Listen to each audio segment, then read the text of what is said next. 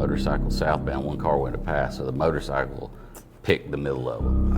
He caught his leg on the side of the car, and it basically almost ripped it off. And his leg is just squirting blood, just every heartbeat. So I grab it. My wife holds C-spine. I grab it, put some direct pressure, hit a pressure point, and it stops bleeding.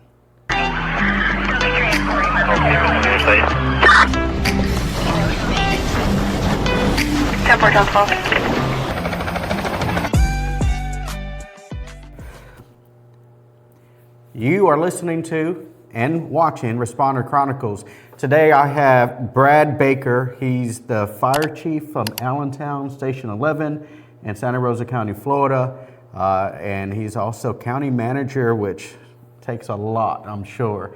And I'm really appreciative of you taking the time to be on the podcast. Sure, no problem. This podcast interviews fire personnel, police, just about anybody who has first responder experience, and just to share those stories so that maybe we can get other people interested in volunteering, joining up, or just the public in general, just so they can see what it's like. So Brad, how long have you been in the fire service? Wow, a long time. So it was the year after I graduated high school, so that would be 1987. Oh wow, Yeah, been so a bit. Been a while. So what? 39 years, fixing to be 40. Yeah. Has it always been volunteer? It has. I did a stint full time as a paramedic on the road, but just always been in the volunteer side of the fire department. So. Okay. And how long has all of it been here at Allentown, or has it been? No, I was at Skyline for a while. When me and my wife got married, we moved down to the Skyline District for a while, and I was a member with them and had a lot of good times, learned a lot of stuff there with Skyline, another good department in our county. Yes, absolutely. Yeah, they trained me up to get my fire one, and I have huge respect for them. Yeah, good department. They get a lot of turnover because of the military through there, so there's always, challenging times. Well, it's that way with any fire department. So, but yeah, so I came back here 20 years ago. So this year, 2026, I'll be the chief up here for 20 years in Allentown. Oh, congratulations. Yeah. So Allentown, I hear you guys are you transitioning to having somebody here more often? Every volunteer department is a little different. We are. We've kind of we have one administrative person here really to just help with making sure everything's ordered, all the trucks are checked, etc. And that gentleman is going to get his fire too, and we're looking to have 2 daytime people here Monday through Friday. Most of our volunteers work, and if you know anything about the Allentown Fire District, there's not a lot of businesses in Allentown, so not a lot of opportunities for people to earn money in the Allentown Fire District, so they're going out to work. And we struggle sometimes to roll out our trucks, so the board agree with my plan, and we move forward with that. So I would say in the next few months we'll have, as they finish their fire too, we'll have a couple people here Monday through Friday to roll the trucks out. Typically at night we'll have 8, 10, 12 people show up on a call, but during the day when people, you have to make a living, and a lot of people are 2-income families now. So, Mm-hmm. But yeah. Yeah, I understand about how you can have quite a bit of help in the evening, but in the daytime, crickets. Yeah. Because, my district, I want to say it's more rural than this. I think it is. It definitely is. And so we have to go, except for some of them that are in forestry. And the good thing about that is if something happens pretty major, forestry jumps right in. Yeah, they do. And so it's a blessing to have them, and then the rest of us are there at night. I do most of my volunteer in the middle of the night because that's normally when I'm available. Yeah, we're also blessed in our district because we have Skyline is just literally 8 minutes outside our district line, and they have a career department or combination, but they have a good staffing there. And then Pace just staffed their north station, and they are literally about 4 minutes from our district line. So we have the ability to get some mutual aid help. Mm-hmm. So that's great. Yeah. Yeah, I love the mutual aid. Yeah. It's always good And to then see. in return, we do respond. Yeah. I tell people all the time, because we're kind of the central north department, we're the closest department to the central area. We get to respond to calls with Pace, we get to respond to calls with Skyline, and then we go to Munson, we do go to Berrydale, we do go to Jay. So we have 5 departments that we support for structure fires or brush fires or some of the major stuff. So you have been roughly 39 years in the fire service. What got you in? How did that happen? So that was an interesting time. Me and my buddy were going hunting about 3 o'clock one morning. We were headed over to Blackwater Forest. And at that time, my neighbor was a fire chief. Okay. And what young 19-year-old who's standing outside at that time they run the bubble lights on top, a red light takes off, is not going to go follow him, right? So we followed him up here, and there were 2 gentlemen who were fighting the fire.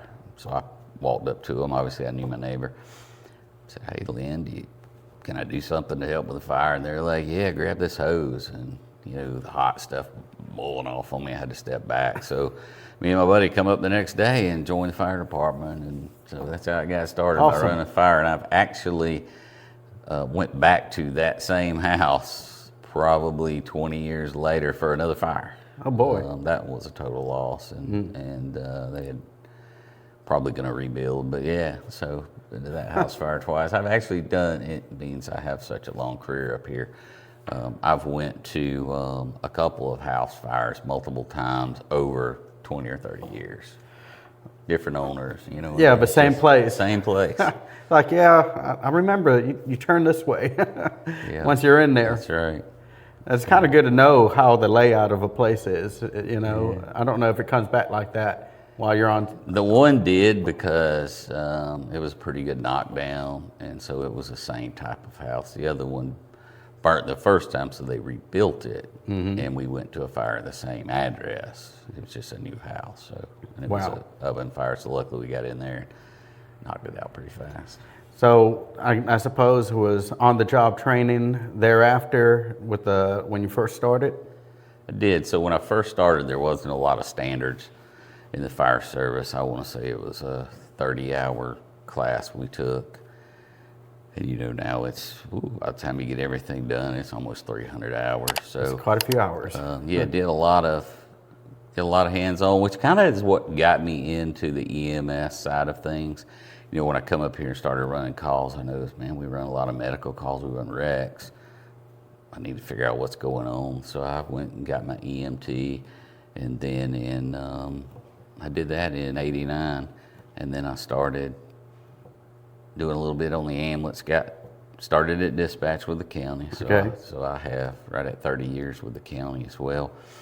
Started in dispatch, then I went to at that time it was the hospital-based EMS with Santa Rosa Hospital, and I got my paramedic, and I worked on the road for several years as a paramedic. Had some really cool experiences. Got to meet pretty much every fire department in our county.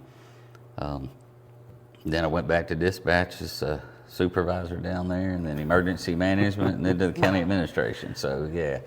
I've had a dispatcher on here, well, no longer there, but it was a dispatcher. He had some stories. You have EMS stories as well. Can you share any of that? Man, I have run some really bad calls. I've run some really neat calls. My first day as a paramedic, luckily I was with another seasoned paramedic who had done a lot of mentorship with me, and we were in a call on I-10 there at the Avalon exit. It was a motor home driven by 2 ladies, and don't know what happened, fell asleep or something, but they went off and hit a tree, and one of them got thrown out and was dead underneath the vehicle, but another lady was pinned, but it was on the top where the top of the cab and the No. windshield meet, and her leg was in there and it's almost amputated off. But Oh my. she was actually talking to us, had a massive skull fracture, and when we got her out and laid her down, she just went unconscious.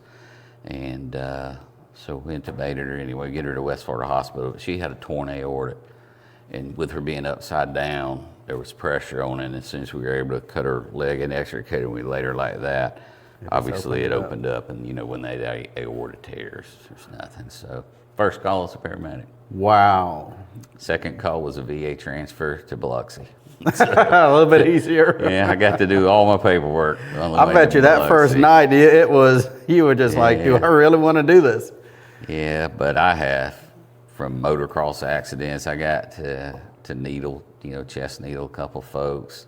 Up in the Munson district, we had a head-on years ago, and I actually cracked one guy, tubed another guy. It was just a bad scene, and there was no help for 30 minutes. A helicopter got there and somebody from Okaloosa, and we had 5 patients. So I've got to do some pretty neat, interventions over the time. I had one guy go into cardiac arrest, a transfer patient, defibrillated him. He woke back up and talked to me. Had another one, we ran a scene call. It was in Avalon, and they did CPR, and we did a defibrillation on him when I got there. Got him in the ambulance. He started breathing on his own. He actually woke up right before we got to the hospital. So I'm, pretty cool. That's great. Pretty cool stuff. So there are some wins. There are some wins. That's why I tell people when I train them at CPR, you're not going to save everybody, but you never know when they got the chance. You know what I mean? There was the Southern Baptist Association. I was there. I'm a pastor as well. And I was there, and you had the class, and you were encouraging us to do CPR.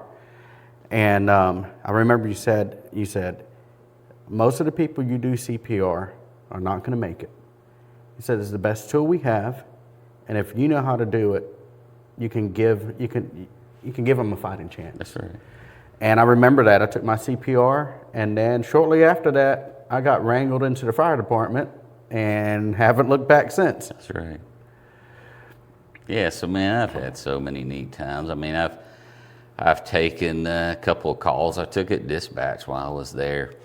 I remember taking one, and I recognized the address because it was across the street from my house. And the lady said, "It's okay. There's a paramedic lives right across from me." And I said, "Hon, that's me.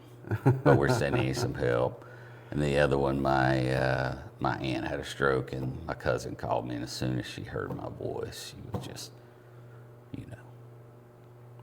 Does it seem, your experience, since, we're a growing county, but we're not like Orange County or anything like Right. that.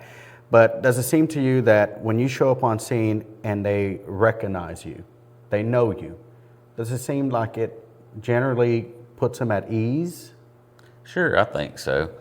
Because they understand that we're a community fire department, and that's one thing I emphasize with my folks here is we're here to help the citizens, right? So if you're going to join the Allentown Fire Department, you're in it to help your community. So we need to care about it. We need to respond just like they're our family. And that's when I used to train the EMS folks. I used to tell them, if you'll treat this patient like they're your grandmother or your grandfather, it'll all work out. Yeah. Because you're going to give them the best care, and that's what it's really about.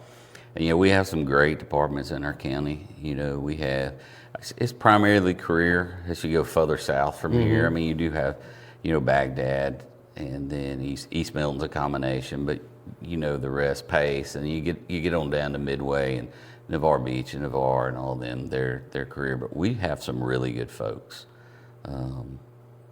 that really do help every day the citizens of Santa Rosa County, and it's a challenge, and especially when I am the volunteer guy, so the volunteer fireman, and it's a challenge to balance fire response because I've missed several birthday parties and things like that because a call went off. Now we're up in Allentown, we run probably 25 to 30 calls a month, but when I was in Skyline, we were running 60 calls, 75 calls. I mean, it was nothing to have 4 or 5 in a day. So that is what I like about Allentown, but we are growing as well in our community. We've had, several hundred houses built up here. Yes. If you drove around, you've seen that. So, yeah, it's been a neat experience. I've enjoyed the majority of it. Hey, sounds like Need to go? need to go. You want me to Guess we go? can pause. Sure, you can. Yep, let's go.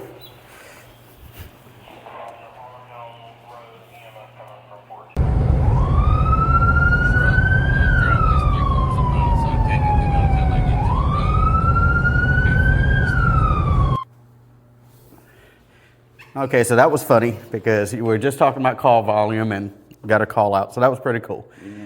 All right, so Allentown is getting more populated, so of course that increases the need for service.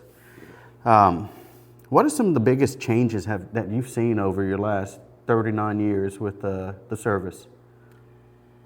I would say that, we were able to come together, especially the north end central departments many years back, and kind of form a group that pursued the county commission to show them the condition of the equipment and the need for, because when I first got in, we were really a fish fry fundraising kind of fire department, right? Yes. We may took in 40,000 a year, and that's if people donated generously, and we had 3 or 4 fish fries. So we were able to move to what we call an MSBU funded fire district, and being a part of that and seeing the changes, we went from having apparatus that was 40 years old and was questionable getting to a fire to we have newer trucks now, like that squad you got to run that call on. We've had that thing for about 4 years now. We were able to buy one for our Chumuckla station a couple of years ago. So just the newer equipment, everybody's in gear. And I first came up here, they were wearing hip boots and worn out jackets, and it was equipment that we had donated from other departments. So now we're in the place to where when the Florida has all kind of requirements now, so when the gear expires after 5 years, we're able to donate it to departments in Alabama that really don't have zero funding. They're in where we were, they're doing their fish fries. So while it may not meet Florida standards, it's better than what some of those guys are running around in Alabama in. So I guess that's the neatest thing, is to watch how we evolved and provide a really good service to our citizens. I know they don't all agree with that. With me being in my county administrator role, I get to hear the negative side about how things are all the time, but I really do think the fire service has evolved and will continue to have to evolve as we get more and more population and less opportunities or more opportunities that people need to do dual income families. You'll have less time in your community. So we'll have to go to more of a paid or a combination type department. It'll be longer before Munson or Jay, we'll have to, but as population keeps moving north. So I just think it's never ending. I told our guys around here, I'm trying to transition that I've done almost 40 years, that I don't want to be that chief that hangs around, till I'm 80, because, I feel like everybody needs to call me chief. I just want to do what's right for our community, and as long as I'm here and able to make a difference, I want to be, but I don't want to hinder, the growth of the department, because, I'm used to a certain way. So You get it. I haven't been in that long, but I can't even imagine with a limited time that I have now. And you already know, I already told you all the things I do, and this, and other things. I can't imagine taking any more time on top of training to do a fundraiser. And I know as we get stuff donated to us, even in our district, and we're able to, through half-cent sales tax, which I'm not trying to get political or anything, that's been a blessing. It has been a blessing. And then, the MSBU and all of that stuff, we're able to get some updated equipment, plus the standards. it's harder and harder to be a volunteer fire department with meeting all the standards for the, and they've got those standards for a good reason. Right. But, there's departments in Alabama, so close to us. Like you said, they don't have nowhere near the funding, and they are just ecstatic. We give them some of our old equipment that's still in great, useful service, but it's old, and we have more of a population, and we need better equipment to meet that need. Yeah. Yeah, and I mean, Florida, I agree with you. The training's good, to have the standards good, because we didn't have that when I first got in. So I agree with you on that. The standard is good, but literally where you're at, you could drive 5 miles and fight a fire with somebody who doesn't have that standard. Now, Yes. Granted, you're taught to be more safe. You're taught of your surroundings. You understand from going through Fire 1, you understand, fire construction or building construction and fire behavior and all that. So it's all good things for the fire service, but it's a challenge when you're dealing with an all-volunteer to ask somebody to get, really almost 300 hours by the time you go through everything, and they're working and they've got a family, so it's a challenge, but we always seem to manage to do it, and we keep responders here. And it just seems like, I may be stepping out of bounds here, but it seems like those who hang in through all of that, and they really, how should I say it? I believe they belong there. They really got the heart to really want to stick in through it all. Have a family back there supporting you also helps, It does help. My wife has been very supportive when she's able to. She keeps her first responder. She never cared to go to Fire 1, but she'll run medical calls with me. If I need her to, she can pump the truck with a quick refresher. So it's been, we've been very blessed with our family, and it's really about being ingrained in our community. I love Allentown. Glad I got to move back up here. My grandfather afforded me the ability to do that. And to be on his farm and, raise cows and be involved in my community is a cool thing. Luckily, my church is here in this community, so I'm engaged in it. And it really is about community. And I think if we could keep that the focus, especially in the small ones, I get when you get more populated, like say in East Milton, it's really growing. Oh, man. It's hard to stay connected with your community because the community is so large. But out here in Munson, NJ, I think Berrydale, for example, I think we can stay connected with our community and understand that we're there to serve our community. Now we do run a lot of calls that you question, like, why are we running that? But it's really just to try to help, help the community and put their mind at ease that somebody's there to come help them. So. Not like the call we just ran. It's most of the calls are not major incidents. If you're there for anything, you're there to just morally support that person till a higher level of care gets there and they take over. That being said, do you have a story? I know you do. Maybe the first call you got us in fire that made you go, I want to do this again. Well, I would say probably that first one I told you about, where I ran the call and helped out before I joined, and I joined the next day. That helped me understand that we had a community that had a need. And then, I could think of so many calls. Just pull one. Like for example, we run over one here by the firehouse, and it was a family friend that I knew, and we were able to go in there, and you pull up, you would not think you could have saved anything, but we kept it to a room and contents fire. I've run a fire in our community that we had a fatality on. That night at church, literally 3 hours before, I was singing in the choir with a man who died. Oh. But for the family to know that I went in that fully engulfed house to try to rescue them, and we did get him and her out, and unfortunately they died. But the closeness in the community after that is just amazing. So, but being able to pull, whether that's a cat or a dog out and save them for the little kid, or get there in time to save something in the house, Obviously, over my years, I'm definitely an interior firefighter. I want to go in there and get it and put it out and save what we can. So I think that's the cool part. Has always challenged me. The fire guys up here, the kid, and we had a new guy who come from a different department, and when he came in, I met with him, and he said, "Yeah, everybody tells me got to fight you for the nozzle." I said, "Well, I do live right by the station. The other guy lives. He don't really fight fires, but he's qualified as a truck operator. So he drives. I suit up. Well, I'm not going to get to the fire just because I'm the chief and stand around. Yeah. If I'm the first one there and I'm geared up, I'm grabbing the nozzle. I'm going to put the fire out because that's what I do. If you don't, why you won't be a fireman?" So We had a fire here recently. It was a shed, thank God. It wasn't a house. I come pulling up. Everybody's coming. We got Barradell. I think even y'all started coming. I'm not sure.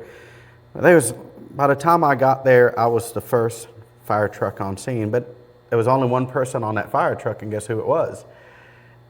And as soon as I pull up, another guy comes in behind me from somewhere else. Guess who got the nozzle? Because somebody had to pump the truck. That's right. And I'm like, oh, but it's fine. I stayed on the truck and pumped it, and as more came, I learned how to pump the truck even more that night. That's right. I think if somebody, once I got that nozzle, you might have to fight me for it too. Well, I tell people I got in the fire service about fire, so don't fault me for wanting the nozzle. No, don't fault me. I think every firefighter. I know one time I was gassed.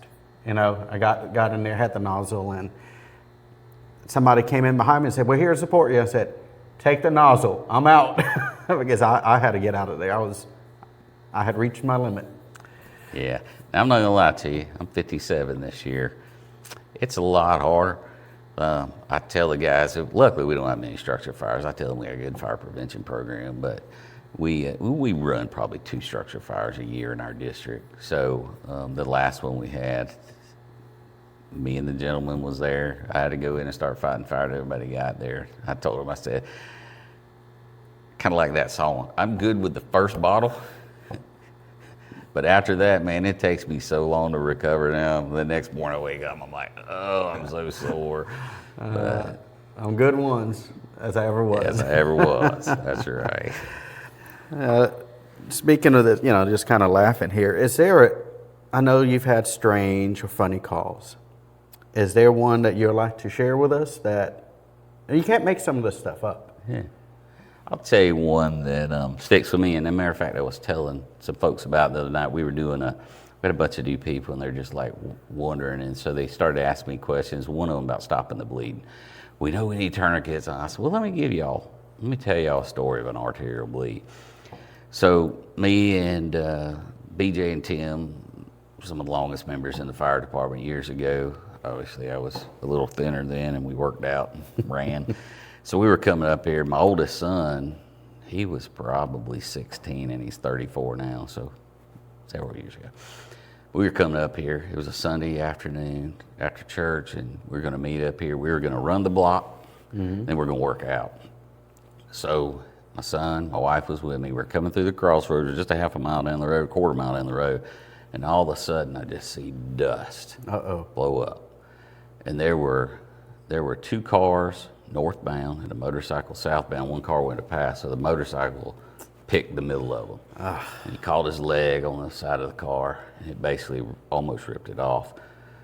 That was right here in front of the firehouse. The car that swerved to miss him almost hit the 2 fire guys, and it flipped and ended up in the ditch. So they're helping him. I pull up, call it in, and his leg is just squirting blood, just every heartbeat.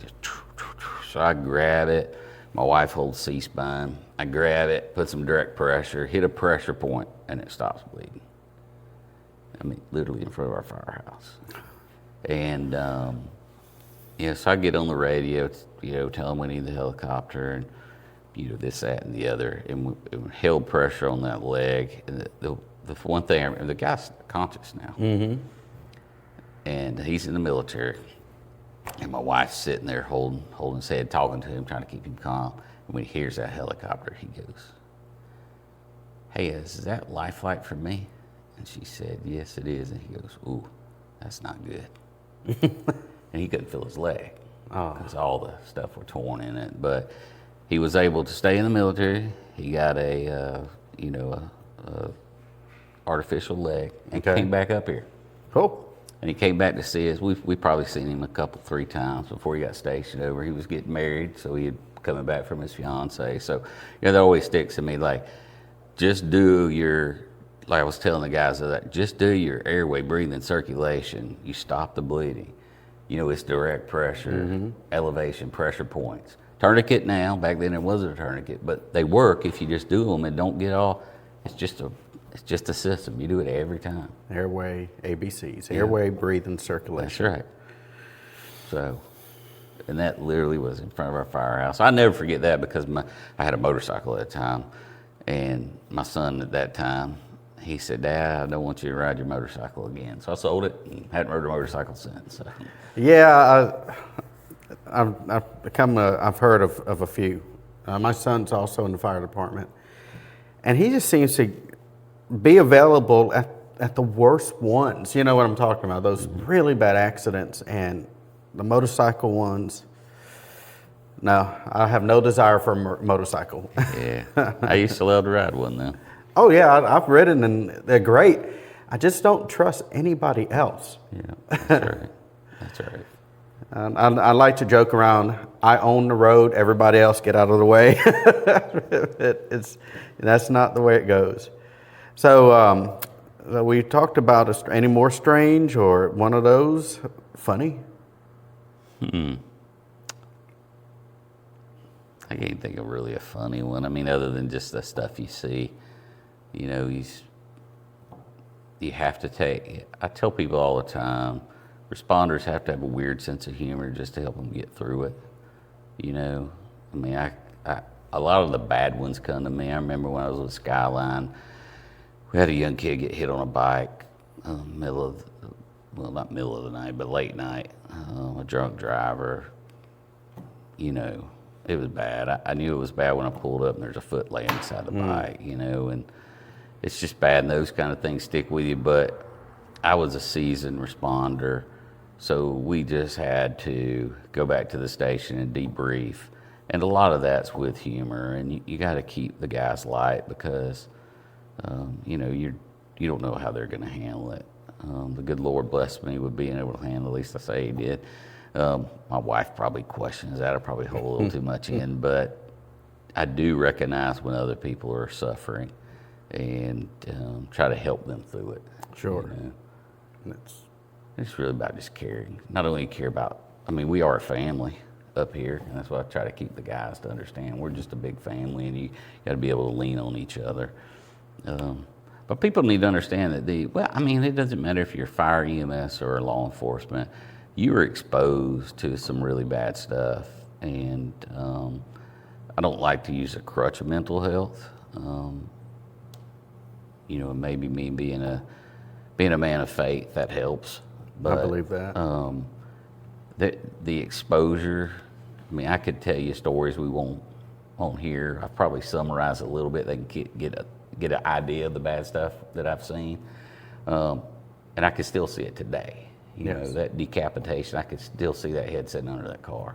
To this day, I can still see I did a CPR on a baby, knew there was probably no chance, but crib death, and he was the size of my son, and I was holding my hand. I called my wife when I got to the hospital. I said, wake him up and don't let him go back to bed till I get home.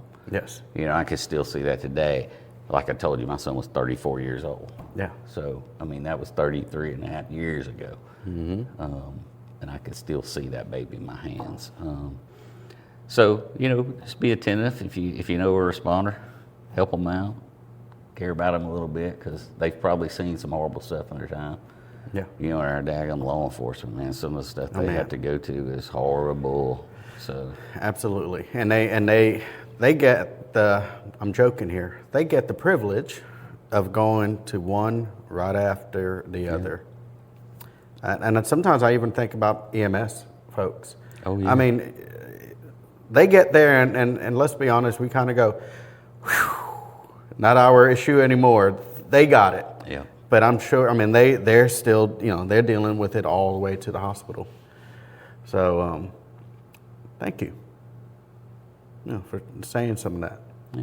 A lot of people don't want to say, well, I can't, yes, you can say that. There's people listening to this that they're thinking about it and they want to hear those stories. They want to, so they can kind of prepare themselves for it. Yeah, that's right. That being said, an intense story. I know you've already said some, but you got 39 years. So I'm sure you can write a whole novel on intense ones. An intense one, something that, whether it was fire or medical, you thought, maybe made you think, why am I doing this? Man, I don't know if I've ever questioned why I'm doing this. Or maybe you thought, boy, I sure gave up a good dinner. Like you could think, I wish I wasn't here for this, because it was like that.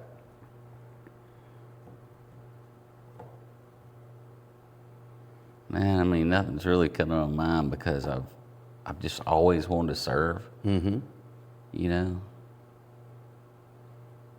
I'm not gonna say in my county administrator role I haven't thought of Well, that. I don't envy you on But that as a fireman or paramedic, I just always wanted to help. I mean, there were some times, you're working we worked some really crazy shifts when I was on EMS. I know they're a little more stable now, but there was a time where when we worked the weekend, we worked 14 hours on Friday, 14 hours on Saturday, and a 24 on Sunday. Oh my goodness. It was treacherous. And my partner, I remember, it was Susie Whitfield at the time. And you would get one of them late calls, and you were just about to get finalized, and you'd have to go run that call. And you're just like, why am I doing this? And then you get there and you make a difference. Get them to the hospital. You talk with their family, calm them down. It was all worth it. But them long shifts. Fortunately, most departments don't have to do the crazy shifts like they used to. I mean, I'm not going to say you get a bad 24-hour shift. It's bad. It's bad no matter what when you get zero sleep in 24 hours. But man, I had some good time with my partners over the years. Me and Danny Wolf, we ran some crazy calls, and we went up and down the road doing post moves countless nights. So I don't really have any. My fire story is all volunteer, but I did I did probably 10 years on the ambulance before I went back to dispatch and then on to emergency management and public safety. But man, I've had some crazy times with some hurricanes too. We've deployed to places that, we just thought we were rural, and you go up there and they don't have anything, and you're just trying to help them out. So, man, it's been so cool.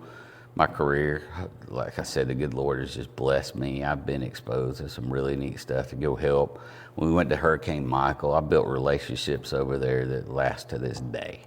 Hurricane Michael, that was Panama City. It was Panama City. We went to Washington County and stayed there about 3 weeks and kind of helped them. We actually took firemen from over here, volunteer and paid, and went over and ran calls for them for a couple of weeks. Well, they needed that too. They needed it. So, just to go and be able to help, it's neat. That's the fun stuff when you get to go to help. It's the bureaucratic stuff. You have to fill out reports and order gear and discipline volunteers. I mean, that's the bad side of it. But when you get to go help people, I mean, that's really where my heart is. I just want to help people, and I want to instill the next generation that you need to care about your community and want to help those people. Whether it's you see a lady in need, like one of our firemen did, we went back and built a ramp for them so that she could get her disabled husband in and out to the doctor. Sure. I mean, it's about taking that extra time because you care about your community. It's a community department. So I know I didn't answer your question, but I don't really have one of them, like I said, other than at EMS when we were just absolutely wore out from stupid shifts. And back then, we we didn't have a bunch of ambulances on. So we had an ambulance in the south end, an ambulance in central, and an ambulance in the north end. And if one of them, I was in central, so if either one of them ran a call, we shifted to cover all the calls. So, I mean, I can remember being in Milton and running a call off of Highway 98. Oh. Of course, back then they let us drive really fast, so that was pretty cool. But you don't get to do that anymore either. So. Well, they got a few more ambulances. Now, granted, our population wasn't what it was. You know, it was probably, you know, at least a third less, probably in the 80,000 range, 75,000 range back when I first got in. Right after I married my wife, I remember getting off of the Avalon exit, going to Pace, and not hitting anything. No lights, no traffic to the first light there on East Spencerfield Road. Now, try to do that. So it's definitely changed. Oh, it has. I started working EMS on 98, and we were in the middle because Midway, which was midway between Gulf Breeze and Navarre, but it was nothing, you know, and then now you can't. There's no way to cover. We have 3 ambulances in the south end now. Yeah. So, I mean, you just can't cover what you used course, to because there's so much more traffic. I've been up here on a call and had to wait for an ambulance from the south end That's to come right. up here. So That's right. it so happens. Now I'm looking at some of these pictures of fires, and some of these are massive by the looks of it. Any of those memorable to you? Yeah, so that one in the middle that you say is a massive fire. Mm-hmm. After that one was done, I'd love to see show you the post one, but it's not up there. You see how it was really engulfed in that left side? Yes. That was, obviously there was smoke and heat damage throughout the house, but that was the only room that was destroyed. Really? There's one picture of me going straight in that door. Oh, wow. Yeah, because that looks massive from here. It does, and this one over here, Uh-huh. that was a huge house. That was actually the son of one of our firemen. Oh. And no water supply. Of course, we have that up here. We don't have hydrants everywhere, but the closest hydrant was about 3.5 miles away. That was a huge house, and it was a windy night, and it was he was charging his golf cart outside under an overhang. Yes. And they were asleep, and it called it on, come up, went to the attic, and before the alarm went off, it was in the house, and it was blowing. You can see it blowing through the thing. But yeah, it took us probably 3 days. He used a lot of really interesting textures and all. Like his roof was a rubber roof like that, and you could hardly get it to go out. But yeah, that was an interesting night. Okay. Brad, how about any words of wisdom for anybody wanting to get into the fire or EMS or even dispatch? Any of these first responder kind of roles? I would say go try it out. You know, see if it's something you really care about. Like, for example, dispatch, we encourage people to come in there and sit for a little bit. Just see if it's like, I will tell you, there's been many a fire and EMS person who thought they could make it at dispatch, but they didn't, because you're listing and you're trying to provide help, but you're only as good as the caller, right? So people struggle with that when they've put their hands on it, and you're limited to what you can help them over the phone while people get there. Mm-hmm. And unfortunately bad things happen.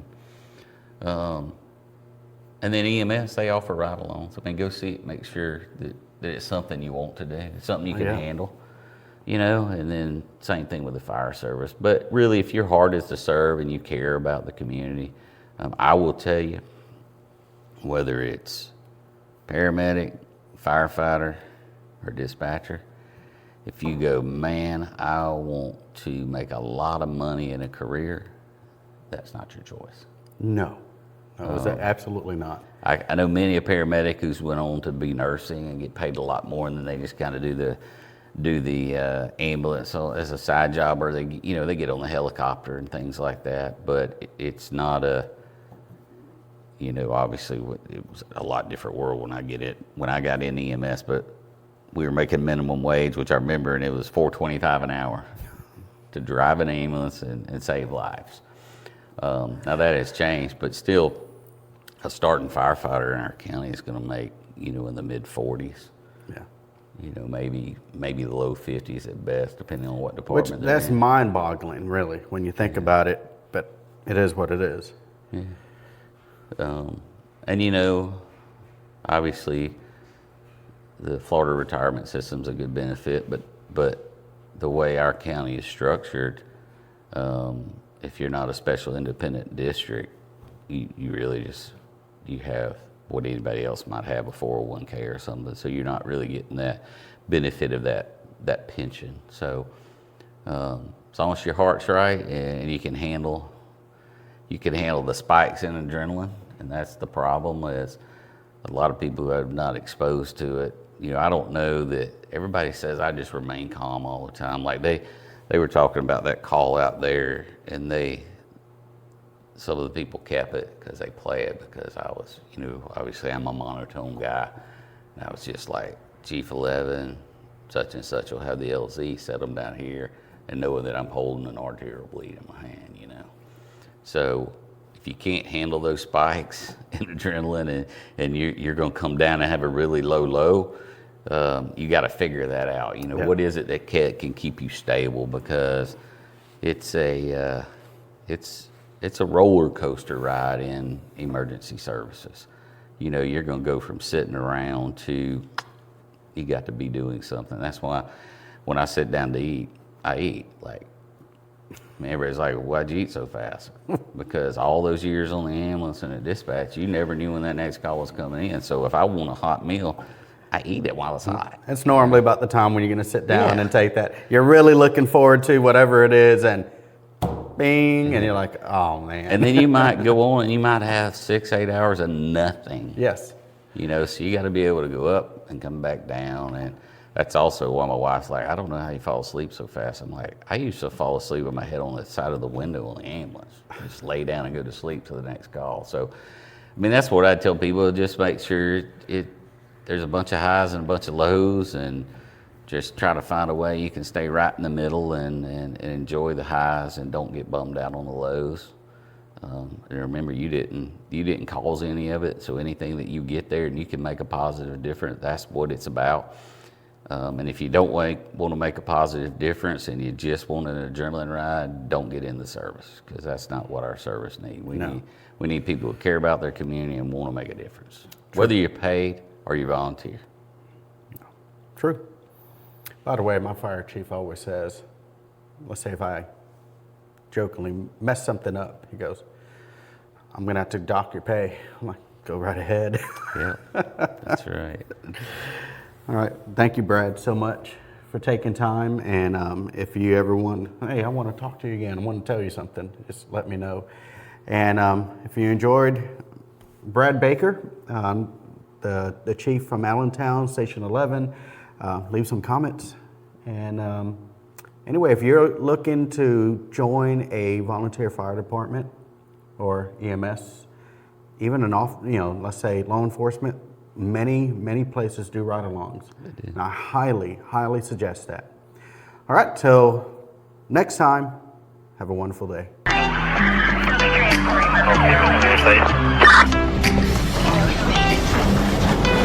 10-4,